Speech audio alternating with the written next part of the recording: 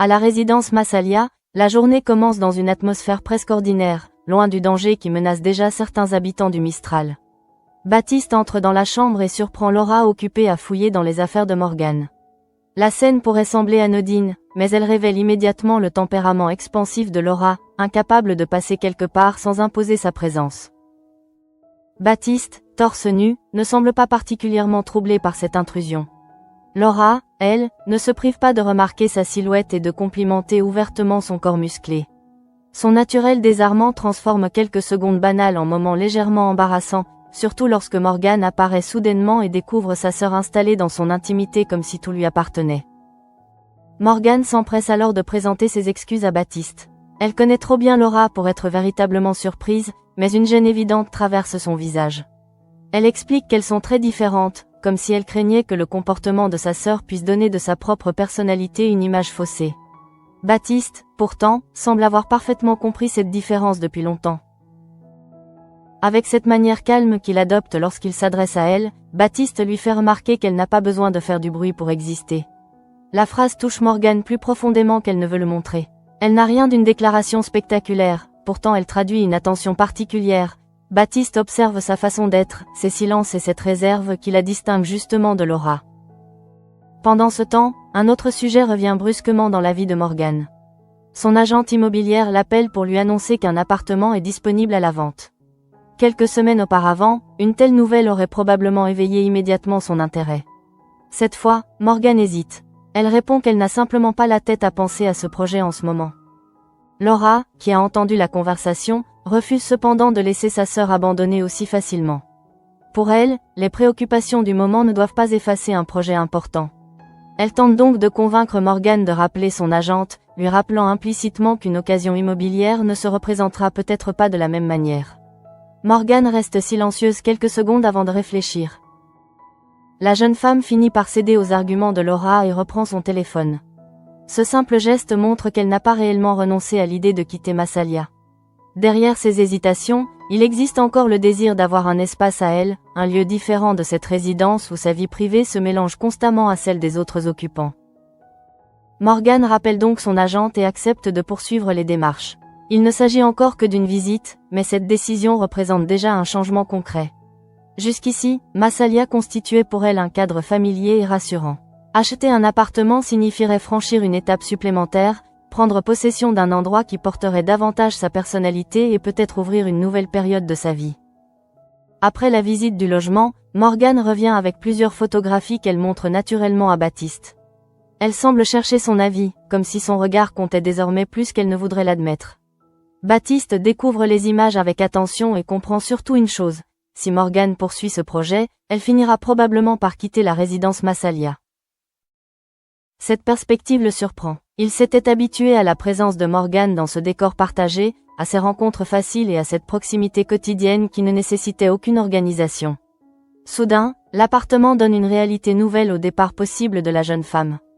Pourtant, Baptiste ne dramatise rien et préfère se concentrer sur ce qu'il voit sur les photographies. Le logement possède du potentiel, mais Baptiste remarque immédiatement qu'il aurait besoin d'un sérieux rafraîchissement. Certaines choses devront être rénovées pour que Morgan puisse réellement s'y sentir chez elle. Loin de se décourager, elle accueille cette remarque comme une possibilité. Elle sait qu'un appartement imparfait peut devenir quelque chose de personnel à condition d'accepter de s'y investir. C'est alors que Morgan pose à Baptiste une question qui donne une dimension plus intime à ce projet. Elle lui demande s'il accepterait de l'aider à rénover l'appartement. Derrière cette demande très concrète se dessine aussi une forme de confiance. Elle pourrait solliciter quelqu'un d'autre, mais c'est vers lui qu'elle se tourne au moment d'imaginer les transformations nécessaires. Baptiste accepte sans difficulté. Son accord paraît spontané, presque évident.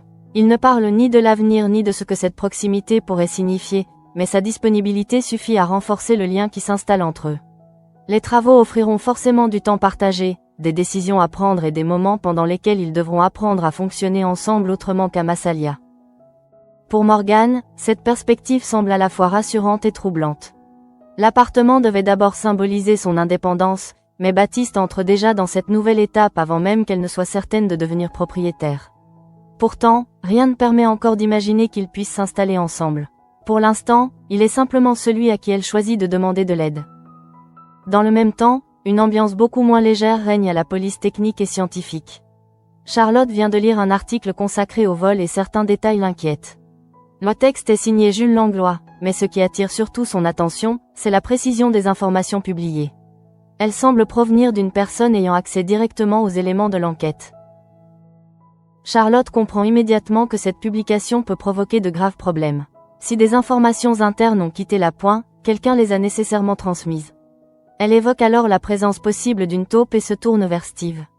Son intuition n'est pas anodine, elle sait que le jeune homme connaît Jules et que leur proximité pourrait expliquer cette fuite embarrassante.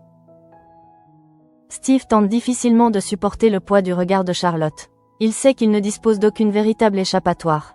Les informations publiées ne sont pas arrivées jusqu'à Jules par hasard, et continuer à nier ne ferait qu'aggraver sa situation. Il finit donc par reconnaître ce qu'il aurait certainement préféré garder secret, c'est bien lui qui a parlé à son ami. Cet aveu change immédiatement la nature du problème. Steve pensait avoir rendu service à Jules, qui traversait une période compliquée professionnellement. Il lui avait transmis ses renseignements parce qu'il le considérait comme un ami et qu'il voulait l'aider. Pourtant, ce qui ressemblait à un geste de solidarité apparaît désormais sous un jour beaucoup plus inquiétant. À cet instant, Steve comprend que son erreur peut lui coûter bien davantage qu'une simple remontrance. Ce qu'il a confié à Jules concernait son travail, et l'article publié rend désormais cette indiscrétion visible aux yeux de ses collègues. La frontière entre l'amitié et ses responsabilités professionnelles vient de se briser brutalement, laissant Steve face aux conséquences d'une décision qu'il ne peut plus effacer. De retour à la résidence Massalia, Steve ne parvient plus à contenir sa colère. Il retrouve Jules avec une tension qui contraste brutalement avec leur complicité habituelle. Pour lui, le problème ne réside plus seulement dans l'article publié, mais dans le sentiment d'avoir été utilisé. Il avait donné ces informations en pensant aider un ami en difficulté, pas mettre sa propre place en danger. Steve confronte donc Jules sans détour. Sa voix trahit autant la peur que la colère lorsqu'il lui rappelle qu'il lui avait parlé parce qu'il le considérait comme son pote et qu'il savait qu'il traversait une mauvaise passe. Désormais, il ne sait même plus s'il conservera son travail. Cette perspective donne à son reproche une gravité que Jules ne peut pas ignorer. Avant de partir, Steve lui lance une dernière phrase lourde de sens. Jules ferait mieux de prier pour qu'il garde son poste. Puis il s'éloigne sans attendre de réponse. Ce départ abrupt laisse derrière lui un silence beaucoup plus douloureux qu'une dispute prolongée. Leur amitié avait déjà connu des tensions, et cette nouvelle fracture semble toucher quelque chose de plus profond. Jules reste avec la conscience très nette d'avoir franchi une limite. Pourtant, il n'arrive pas à regretter complètement son choix. Son article était important pour lui et il est allé jusqu'au bout, malgré les conséquences possibles. Cette contradiction le ronge, il sait qu'il a blessé Steve, mais il sait aussi qu'il a accepté de publier parce qu'il craignait de compromettre sa propre situation professionnelle. Plus tard, au Mistral, Jules se confie à Aya.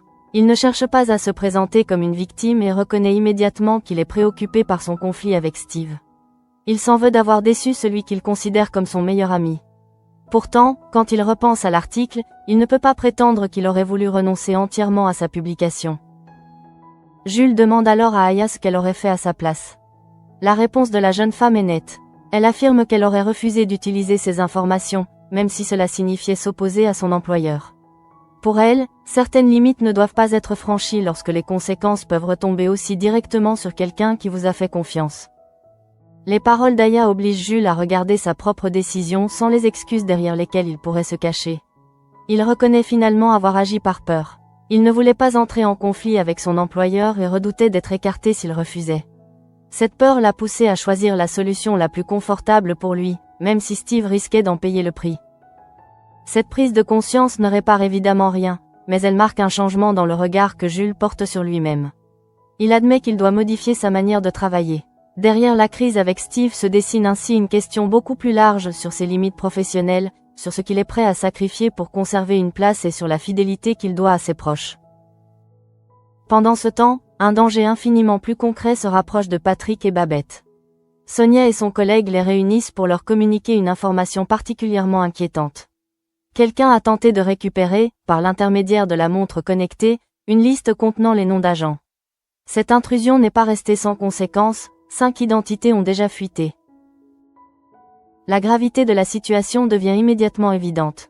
Ces agents sont désormais exposés, et chaque heure qui passe peut augmenter le danger auquel ils sont confrontés.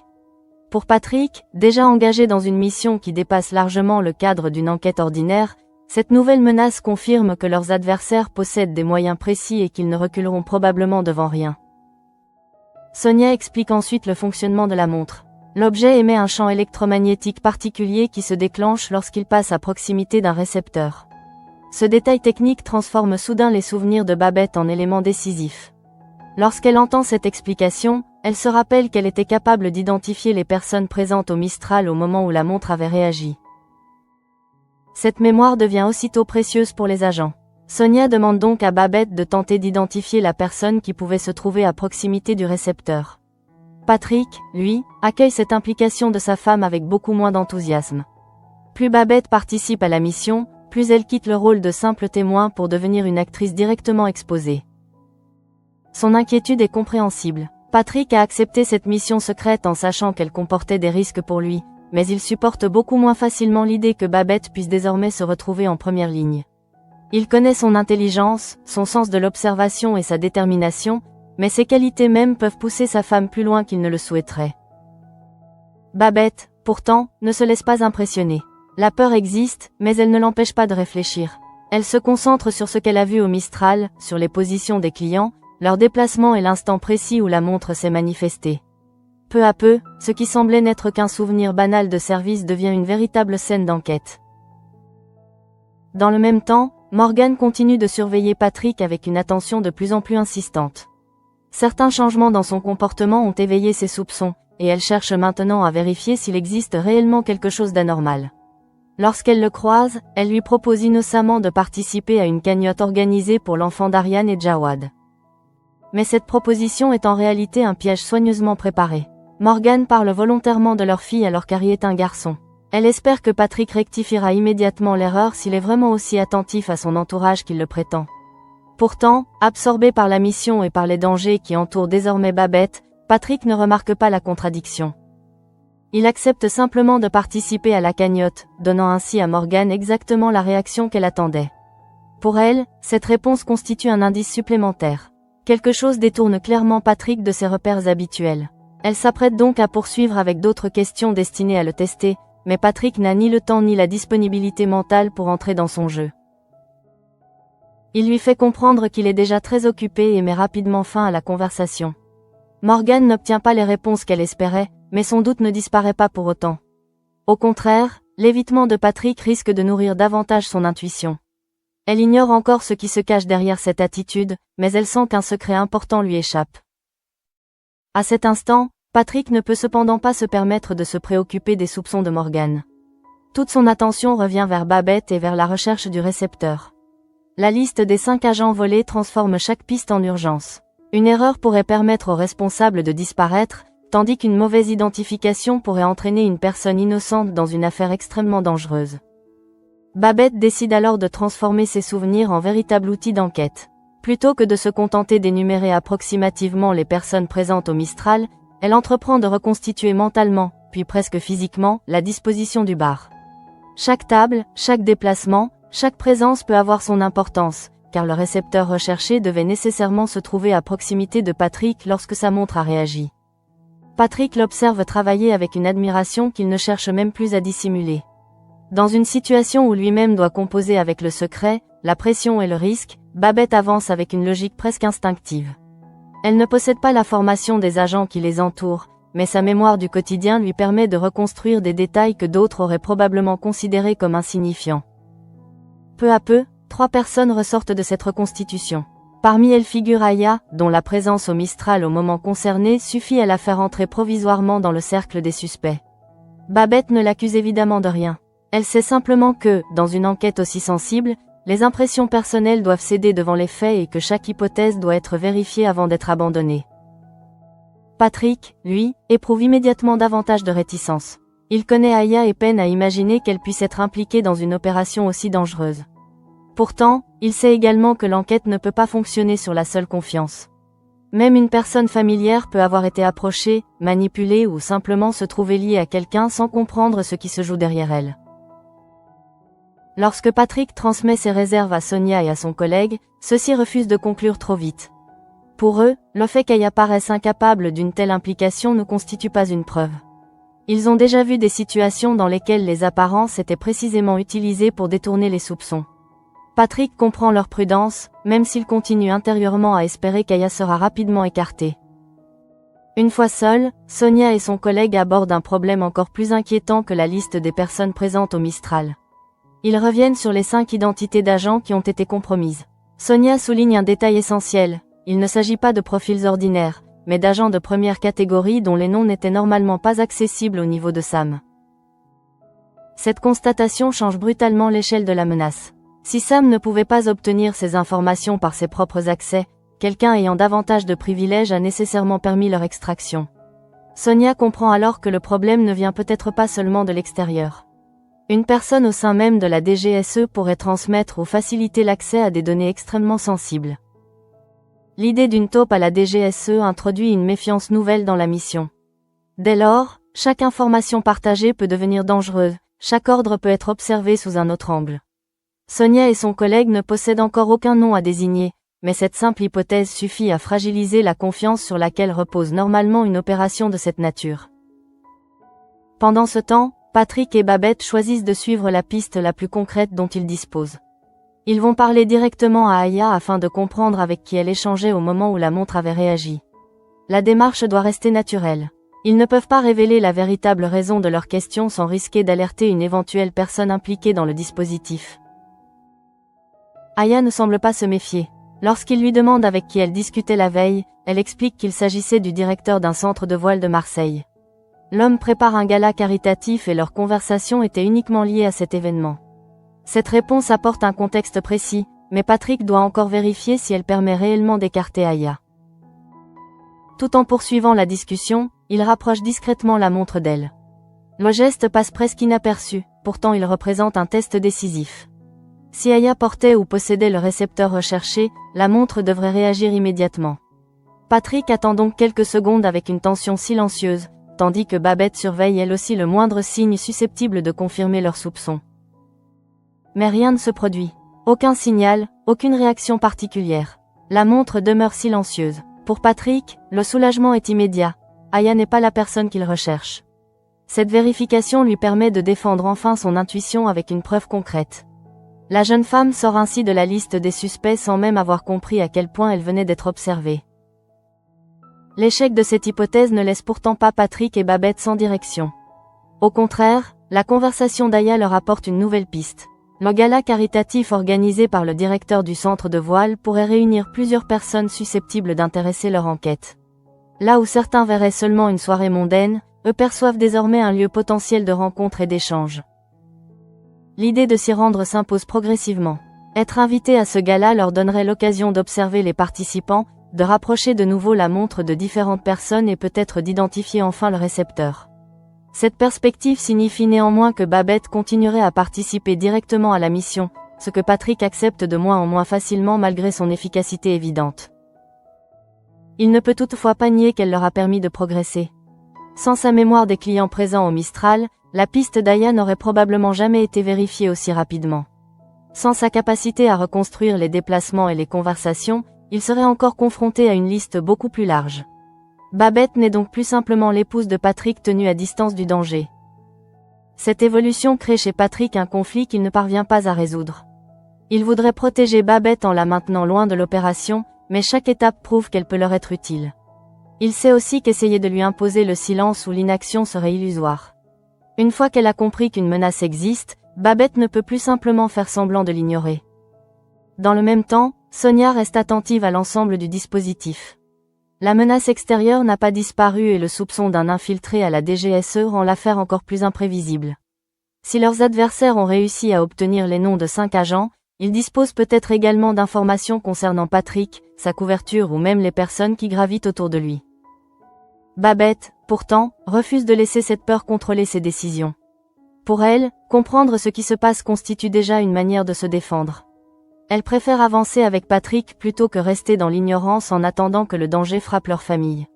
Son attitude impressionne son mari, mais elle nourrit aussi son angoisse, car il sait désormais qu'elle peut devenir une cible à part entière. La piste du gala leur offre enfin une direction claire. Patrick et Babette doivent trouver le moyen d'y être présents sans attirer l'attention. Ils ignorent encore qui ils pourraient y rencontrer et si la personne recherchée s'y trouvera réellement. Mais après avoir écarté Aya, cet événement devient leur meilleure chance de se rapprocher de celui ou celle qui utilise le mystérieux récepteur.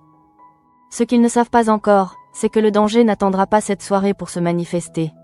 Tandis que Patrick pense déjà aux prochaines étapes de leur enquête, Babette poursuit sa journée comme si elle pouvait encore conserver une part de normalité. Pourtant, quelqu'un semble désormais connaître son implication et être prêt à agir bien avant qu'il puisse comprendre l'ampleur réelle de la menace. Alors que Patrick se concentre sur la piste du gala, Babette reprend le cours de sa journée avec cette impression trompeuse que le danger reste encore abstrait. Elle sait désormais que 5 agents ont été exposés et qu'une taupe pourrait agir au sein même de la DGSE, mais ces informations appartiennent encore à un univers de codes, de montres et de suspects. Rien ne l'a encore confronté physiquement à la menace. En quittant le Mistral, Babette pense naturellement à ce qui vient de se passer avec Aya. La jeune femme a été innocentée, et cette vérification constitue déjà un progrès important. Pourtant, son esprit revient sans cesse au gala caritatif. Si le directeur du centre de voile est lié à la présence du mystérieux récepteur, cette soirée pourrait leur permettre de comprendre enfin qui cherche à récupérer les informations contenues dans la montre. Patrick, de son côté, demeure partagé entre la nécessité de poursuivre l'enquête et l'envie de tenir sa femme à l'écart.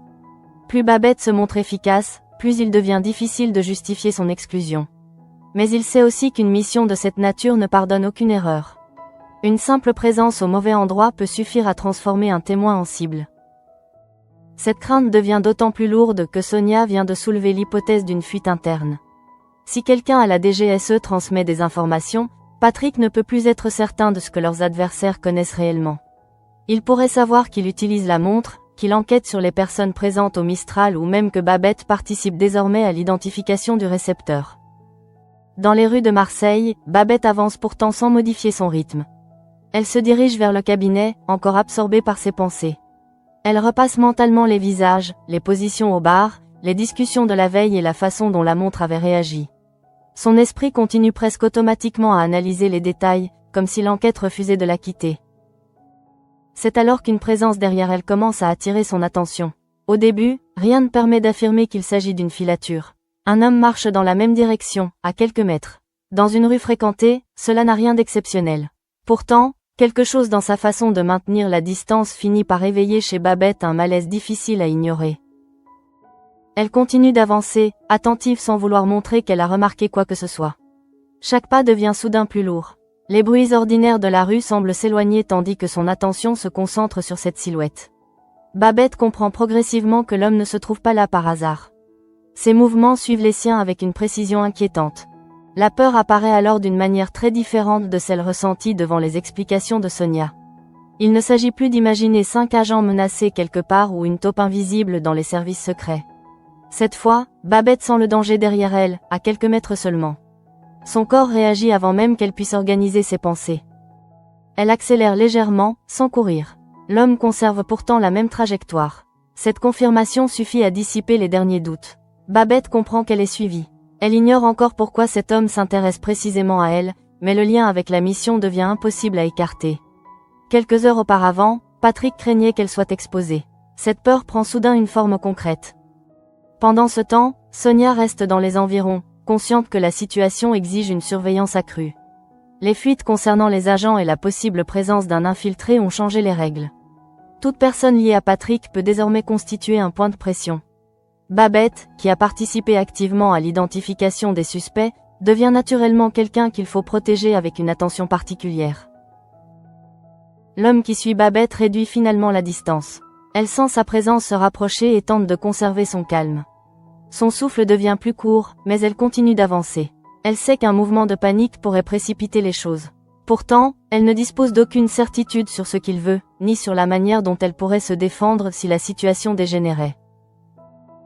Puis tout bascule en quelques secondes. L'homme sort une arme et la pointe directement vers elle. Babette se retrouve brutalement face à une menace de mort réelle, immédiate, sans la moindre protection apparente. Il n'y a plus de temps pour réfléchir au gala, à Aya ou à la montre. Il ne reste que cette arme et la conscience terrifiante qu'un geste peut suffire. Pour Babette, le temps semble presque se suspendre. Elle avait accepté de participer parce qu'elle voulait comprendre, aider Patrick et empêcher que d'autres personnes soient mises en danger. Jamais elle n'avait réellement mesuré que cette implication pourrait conduire quelqu'un à venir l'éliminer en pleine rue.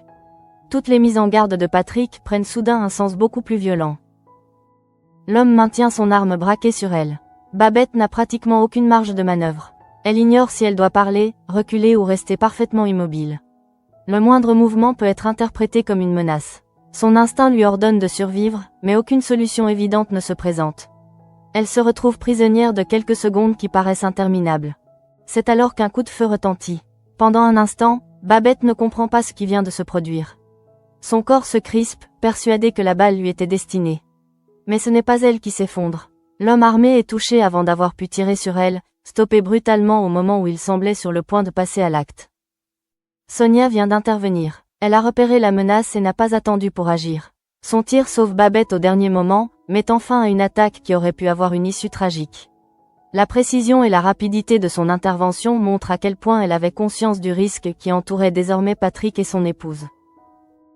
Babette reste figée quelques instants, incapable de retrouver immédiatement une respiration normale. La violence de la scène contraste avec la banalité du trajet qu'elle effectuait quelques secondes plus tôt. Elle regarde l'homme neutralisé, puis Sonia, et comprend que la mission vient de franchir une nouvelle limite. Quelqu'un ne cherche plus seulement à voler des informations, quelqu'un est prêt à tuer. Pour Sonia, cette attaque confirme que leurs adversaires sont désormais dans une phase beaucoup plus agressive. L'homme armé n'a pas suivi Babette pour l'intimider ou l'interroger. Son geste était suffisamment clair pour laisser penser qu'il voulait la supprimer. Reste désormais à comprendre qui l'a envoyée, comment il connaissait ses déplacements et pourquoi elle représentait une menace assez importante pour justifier une telle action. Cette question ramène immédiatement à l'hypothèse de la taupe. Si des informations internes ont déjà permis de compromettre 5 agents, la présence de Babette dans l'opération pourrait également avoir été révélée. Rien ne prouve encore que les deux événements sont directement liés, mais la coïncidence devient difficile à ignorer. Plus l'enquête avance, plus la confiance autour d'eux se réduit. Babette, elle, réalise surtout que Patrick avait raison de craindre pour elle. Jusqu'ici, sa détermination lui permettait de repousser cette inquiétude. Après cette tentative de meurtre, elle ne peut plus prétendre que le danger reste théorique. Pourtant, malgré le choc, une autre certitude apparaît. L'attaque prouve qu'ils se rapprochent probablement de quelque chose que leurs adversaires veulent absolument protéger. Le choc de cette attaque change définitivement la manière dont Babette peut regarder la mission. Quelques heures plus tôt, elle était encore celle qui reconstituait la disposition du Mistral, fouillait dans sa mémoire et tentait d'aider Patrick à reconnaître un suspect. Désormais, une arme a été braquée sur elle. La menace n'appartient plus seulement au monde secret de la DGSE, elle vient de pénétrer brutalement dans sa propre vie. Sonia, en intervenant au dernier moment, vient de prouver que les inquiétudes de Patrick n'étaient pas excessives. La surveillance autour de Babette était nécessaire, car quelqu'un semblait suffisamment déterminé pour passer directement à l'action. Derrière l'efficacité du tir qui neutralise l'homme armé se cache donc une certitude beaucoup plus inquiétante, leurs adversaires savent désormais frapper au plus près de Patrick. Pour Babette, la brutalité de cette prise de conscience est difficile à mesurer. Elle avait accepté d'aider parce qu'elle connaissait les lieux, les habitués du Mistral et les détails de cette soirée où la montre avait réagi. Elle avait transformé une mémoire ordinaire en piste d'enquête. Mais elle découvre à présent que chaque information retrouvée peut aussi la rapprocher d'individus prêts à éliminer ceux qui deviennent gênants. Patrick, de son côté, avait précisément redouté cette situation depuis que Sonia avait demandé l'aide de sa femme. Il connaissait la détermination de Babette et savait qu'il serait difficile de la convaincre de rester à l'écart une fois la vérité connue. Pourtant, son instinct de mari se heurtait constamment aux exigences de la mission. Désormais, cette contradiction prend une dimension presque insupportable. L'attaque ne fournit cependant pas encore toutes les réponses. Rien ne permet d'identifier immédiatement celui qui a envoyé cet homme, ni de savoir exactement comment Babette a été repérée. Mais l'existence possible d'une taupe à la DGSE rend chaque hypothèse plus inquiétante. Si des identités d'agents de première catégorie ont pu fuiter, d'autres informations sensibles pourraient elles aussi avoir circulé. C'est précisément ce qui rend la situation si dangereuse. Patrick et Sonia ne doivent plus seulement rechercher la personne liée au récepteur détecté par la montre. Ils doivent également envisager qu'une partie de leurs mouvements puisse être connue à l'avance. Dans une telle configuration, chaque piste suivie comporte un risque supplémentaire, car l'adversaire pourrait avoir une longueur d'avance sans qu'il sache d'où vient la fuite. Malgré tout, une direction demeure, le gala caritatif évoqué par Aya. La jeune femme a été innocentée lorsque la montre est restée silencieuse près d'elle, mais sa conversation avec le directeur du centre de voile a ouvert une possibilité nouvelle. Cet événement pourrait permettre à Patrick et Babette d'approcher d'autres personnes et de tester à nouveau discrètement le dispositif qui les intrigue. Seulement, après ce qui vient d'arriver, cette piste ne peut plus être considérée comme une simple étape d'investigation. Le gala représente désormais un environnement potentiellement hostile, dans lequel la moindre erreur pourrait révéler davantage encore leur implication. Babette a déjà été suivie et menacée. Continuer signifie donc accepter que le danger ne disparaîtra pas simplement parce qu'ils auront identifié une nouvelle piste. Dans un registre très différent, Morgane avance elle aussi vers une étape importante. Le projet d'appartement qu'elle avait momentanément laissé de côté reprend forme grâce à l'insistance de Laura. Ce qui ressemblait d'abord à une démarche administrative devient progressivement quelque chose de plus personnel, notamment parce que Baptiste accepte de participer à la rénovation du logement qu'elle vient de visiter. Morgane ne sait pas encore jusqu'où ce projet la conduira. Quitter Massalia signifierait abandonner une partie de son quotidien actuel, mais aussi construire un espace qui lui appartiendrait réellement. La présence de Baptiste dans cette perspective donne une nuance supplémentaire à ce changement. Leur proximité s'installe sans déclaration spectaculaire, à travers des gestes simples et une confiance qui semble se développer naturellement. Baptiste, de son côté, ne promet rien d'autre que son aide. Pourtant, cette disponibilité compte pour Morgane. Après lui avoir montré les photographies de l'appartement, elle choisit spontanément de lui demander de participer aux travaux. Leur relation reste donc suspendue dans un équilibre subtil, entre complicité croissante et avenir encore indéfini, sans qu'aucun des deux ne formule ce que cette proximité pourrait devenir. Steve traverse au même moment une crise beaucoup moins légère.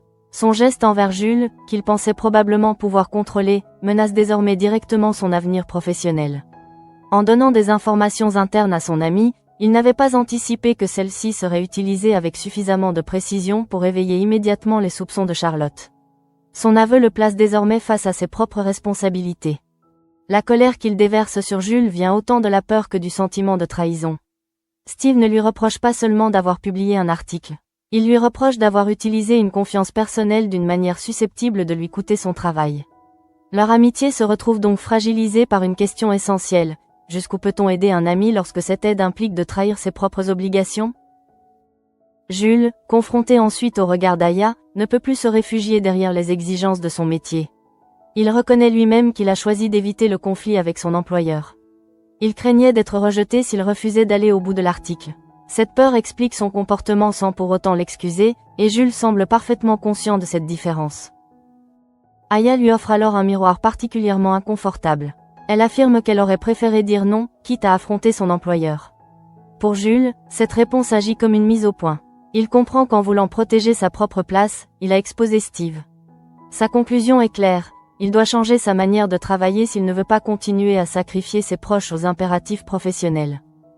Ainsi, chacun se retrouve confronté à une forme différente de passage à la limite. Morgane envisage de quitter Massalia et de construire un nouvel espace avec l'aide de Baptiste. Steve découvre qu'une faveur faite à un ami peut mettre sa carrière en péril.